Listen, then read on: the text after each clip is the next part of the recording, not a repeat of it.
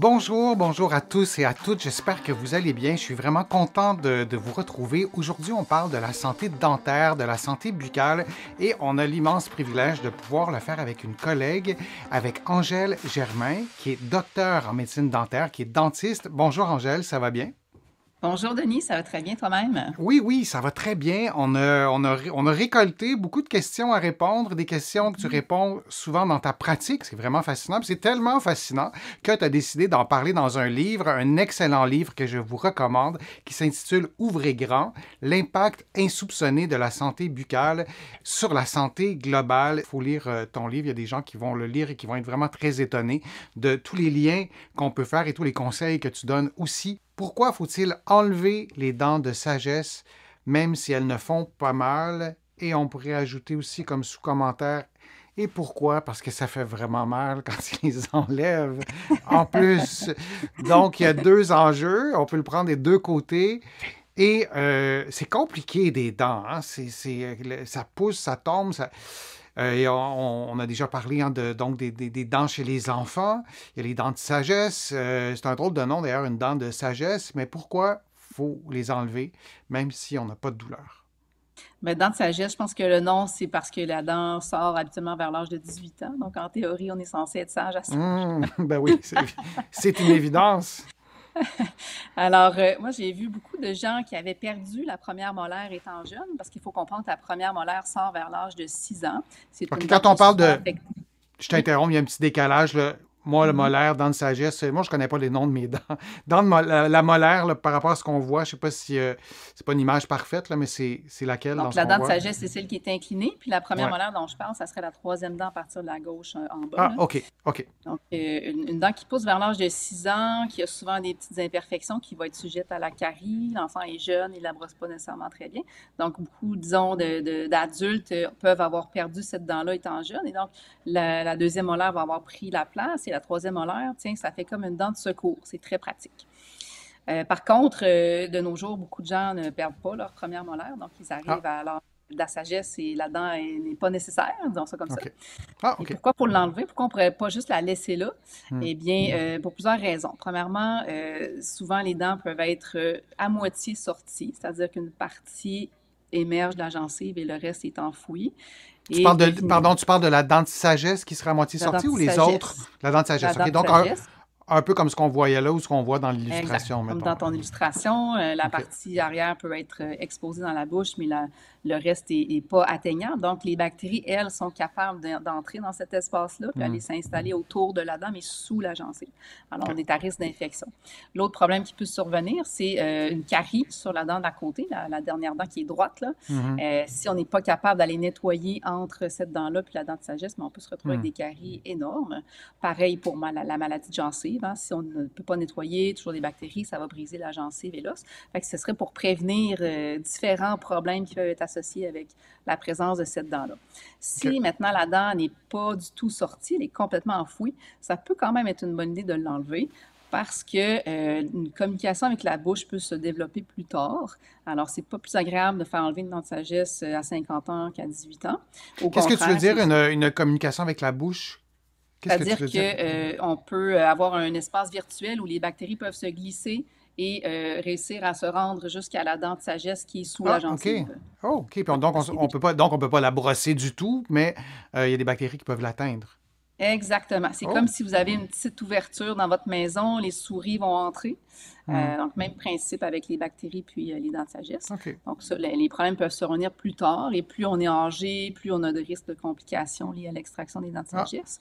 Et finalement, la présence d'une dent de sagesse, même si elle est complètement étanche, peut augmenter le risque de plusieurs pathologies, comme par exemple des kystes, des tumeurs qui peuvent être associées aux dents de sagesse. Donc, il va falloir retirer avec parfois des grosses chirurgies, beaucoup plus morbides que l'extraction Hmm. d'une simple dent.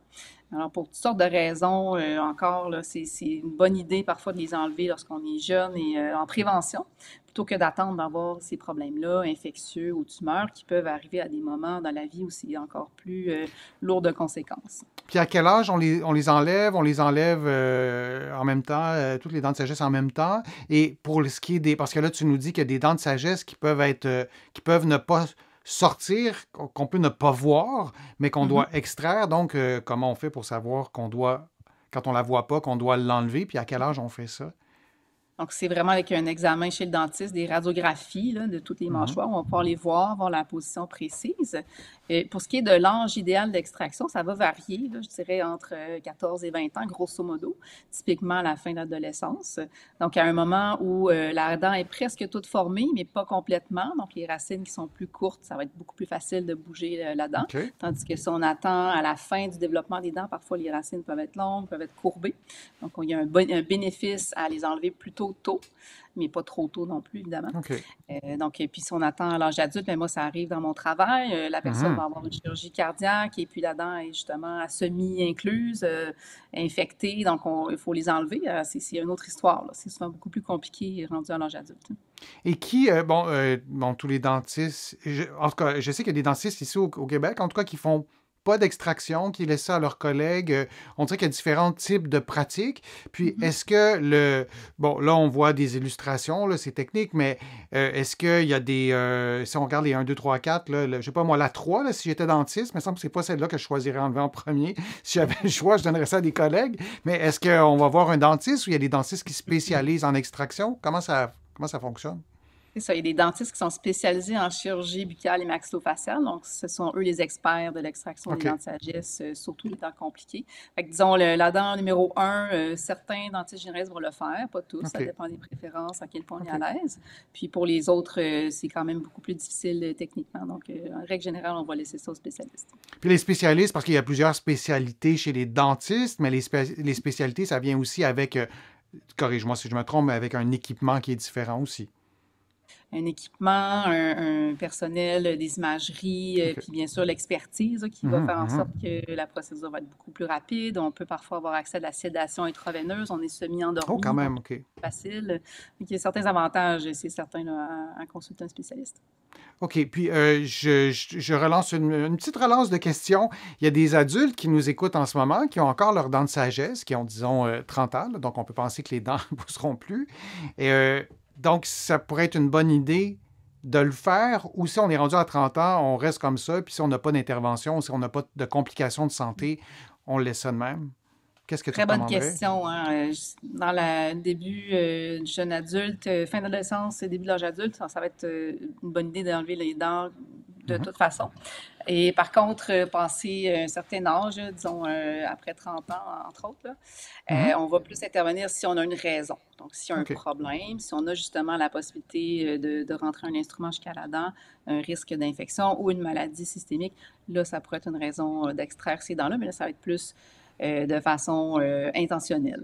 Ben, merci vraiment pour tous ces conseils-là. J'encourage vraiment tout le monde à se procurer ton livre, à le lire. On sous-estime tellement l'importance de la santé buccale.